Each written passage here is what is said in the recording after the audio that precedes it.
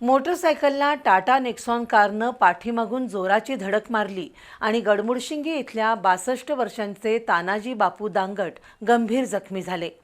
त्यानंतर उपचार सुरू असतानाच त्यांचा मृत्यू झाला। पुणे बंगळूर महामार्गावर उजळाईवाडी इथं आज सकाळी 9:30 वाजता हा अपघात झाला। करवीर तालुक्यातील गडमुडशिंगी इथल्या दिलदार गल्लीत राहणारे 62 वर्षीय तानाजी बापू दांगट आज सकाळी मोटरसायकलीवरून गोकुळ शिरगाव औद्योगिक वसाहतीत कामावर चालले होते। उजळाईवाडी इथल्या तलावा शेजारील पुलावर आल्यानंतर पाठीमागून भरधाव वेगात आलेल्या टाटा नेक्सॉन कारनं त्यांना धडक दिली।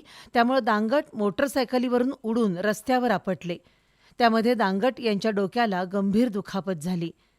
जखमी दांगट यांना ताबडतोब एका खासगी रुग्णालयात दाखल करण्यात आलं, मात्र उपचार सुरू असताना त्यांचा मृत्यू झाला। या प्रकरणी पुण्यातील कारचालक निलंजन पार्थप्रतिम मंजुम याच्या विरोधात पोलिसांनी गुन्हा दाखल केलाय।